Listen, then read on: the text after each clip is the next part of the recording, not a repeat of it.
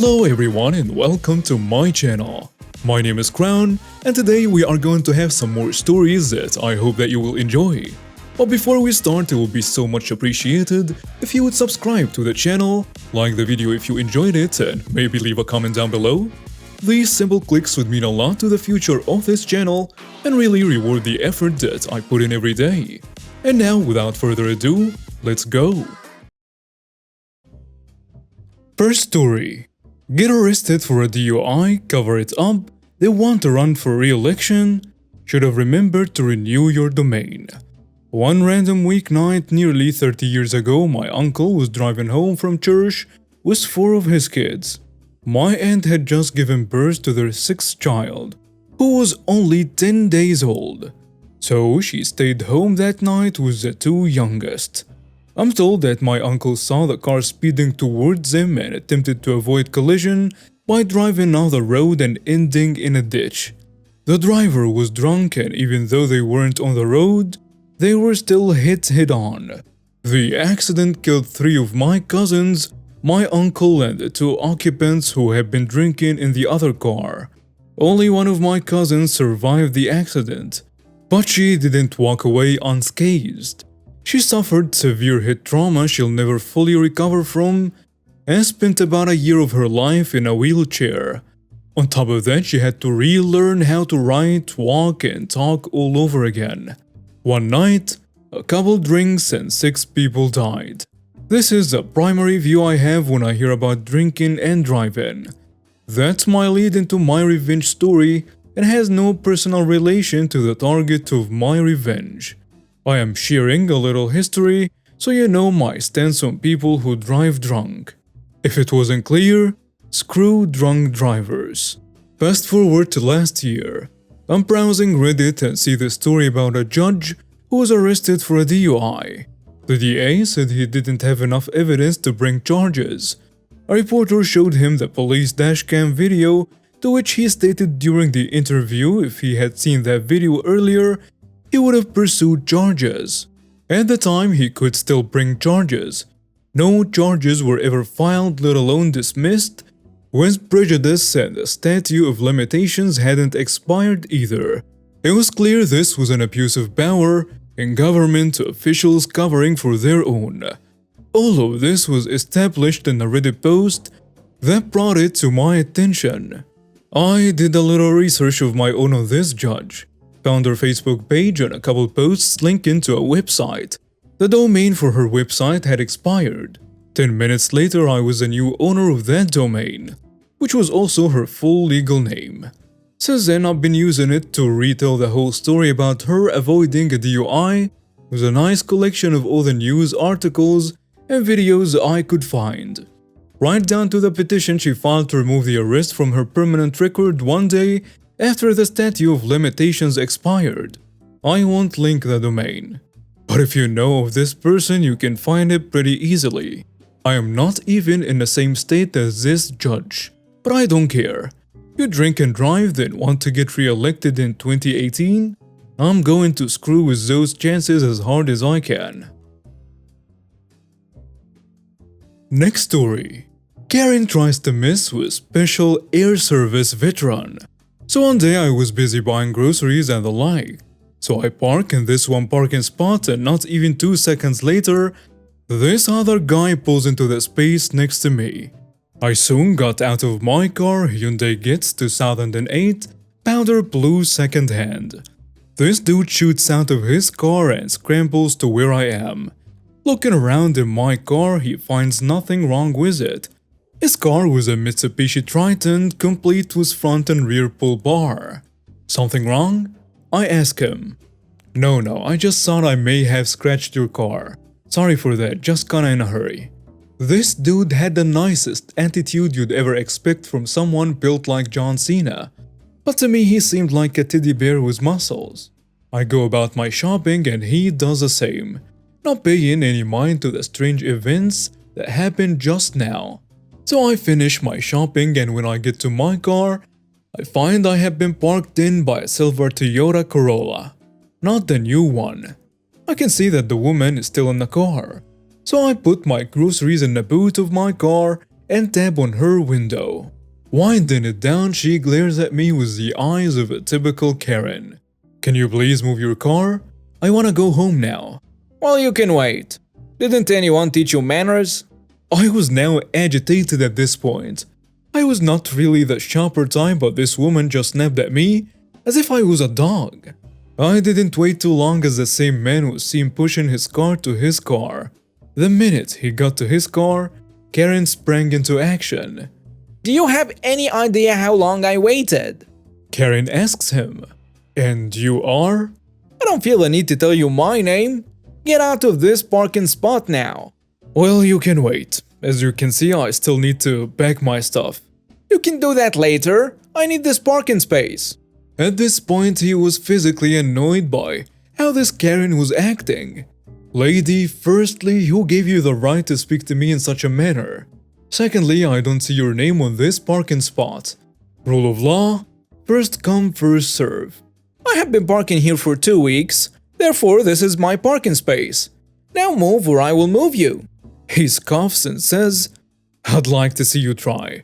At that moment, Karen decided to mess with him, and she pushed him. I say push, but more it was like pushing a brick wall. This guy did not even budge at all. That was a warning.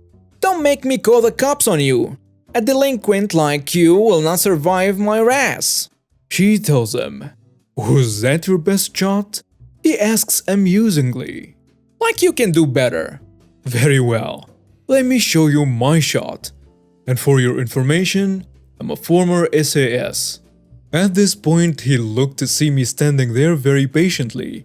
Walking over to me, then he cleared his throat. "I'll see to it that you get home. And sorry for what you're about to see." He climbed into his car and started it up. She didn't even get the chance to move her car. Throwing his car into reverse, he slammed into her car and began to push it out of the way. Karen freaked out as her car was being pushed out of the way, banging on the dude's hood that she threw verbal insults at him. I was already in my car before he started his car up and began this whole thing. Finding a big enough gap for myself, I did expert driving and began moving out. And now Karen slams her hands on my hood. You're not going anywhere. You're now a witness. He wrecked my car. I tell her I did not see anything, and I drove off. For your information, I haven't received any court summons or anything like that. So that veteran put Karen in her place and wrecked her car. Glorious. Next story. Guy steals $400 of gas, but I get the last laugh. Backstory. I used to work at a marina when I was in high school that sold gas and allowed people to dock for free if they wanted to. Now one day a guy comes in on a pretty big boat and gets a lot of gas, like $400 worth of gas. He comes to the counter to pay and gives me $400 in $100 bills, and I accept them and he goes on his merry way. Fast forward a week or so and I'm told by my boss that the bills he paid in were all counterfeit bills. Unfortunately, as he paid in cash, we had no way of tracking him down. So we think he just got away with stealing $400 worth of gas.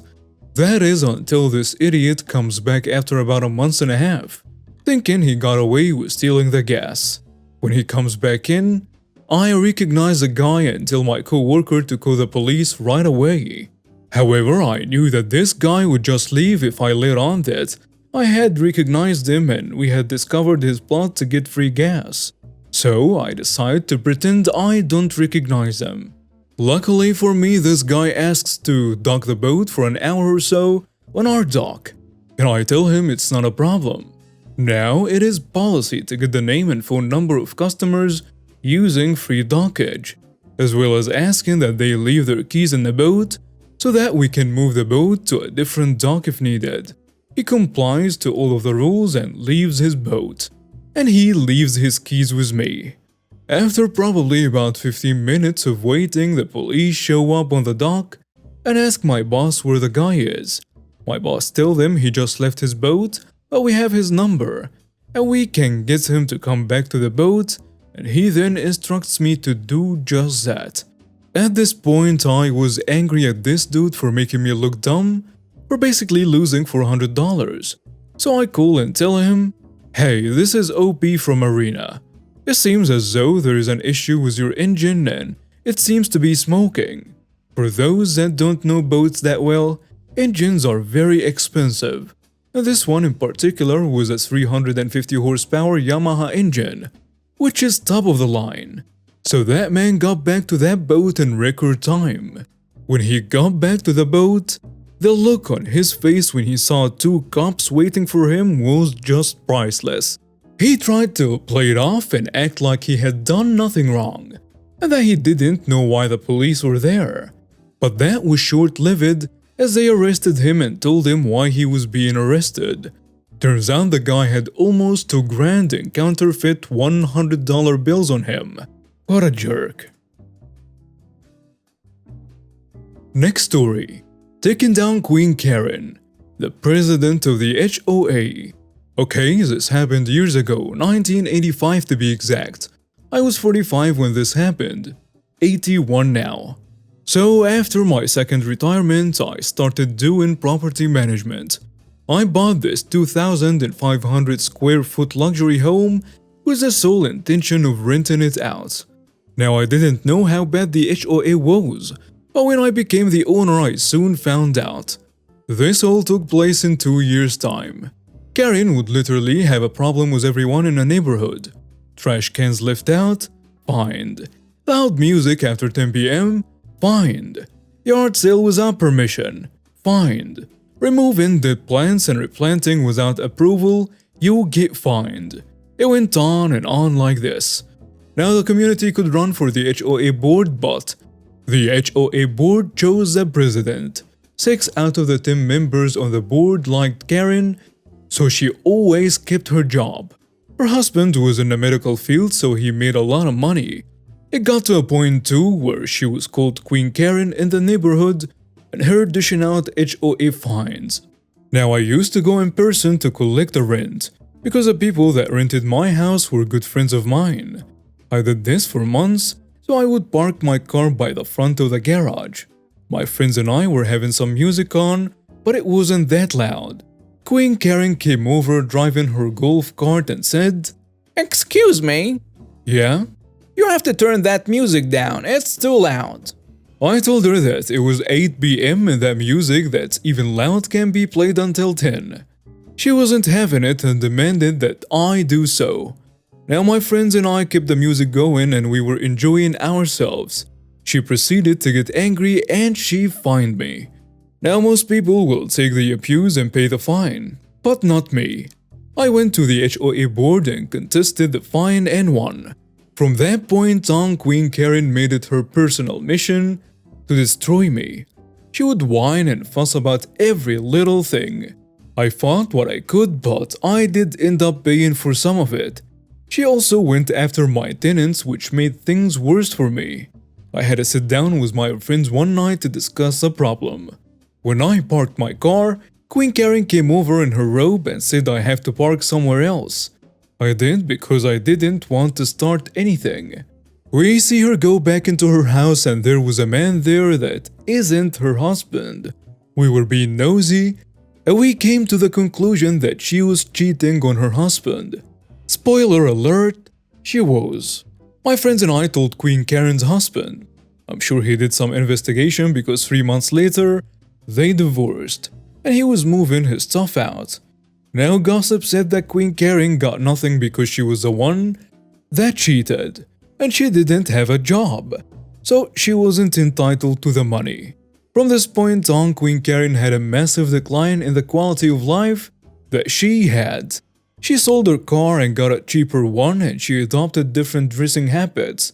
But even after the divorce, she never got a job, and she was still living somewhat better than everyone else. Fast forward to 1986 in February.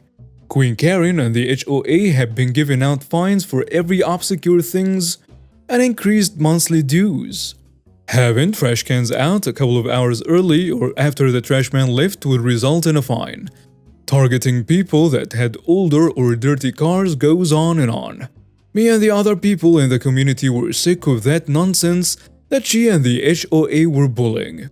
So at the next meeting, we voiced our concerns. Queen Karen said that the community had been falling behind on repairs and that the dues and increase in fines were necessary, especially if people weren't maintaining their own property. She said that in the yearly budget report and that we should have read it. The other best residents and I went and read the statement. Now none of us read it because we take it as junk mail and disregard it. But we read the whole statement cover to cover.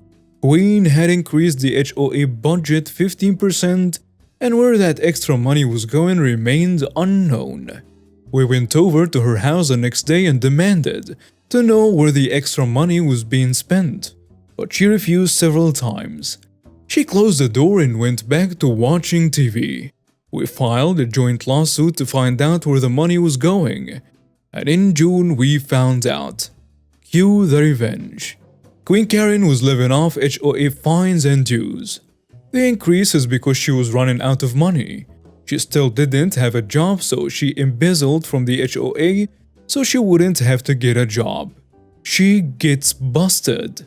We called the police for her embezzling the money. She was charged with fraud and extortion. The neighbors and I filed a joint lawsuit against Karen to get reimbursement as well. And because she had no money, she had to mortgage her house to pay us all. She later went to federal prison for 6 years with no parole. And because she went away, no one was paying for her house. The bank foreclosed on it, and it was bought by someone else. And so when she got out in 1992, she was homeless. Honestly, the majority of us didn't want to ruin her life like this. Had she toned down the excessive fines, we would have let her be. But she had to double down and steal from us because she didn't want to get a job like everyone else. And now we have reached the end of today's stories. Thank you for watching and see you next time.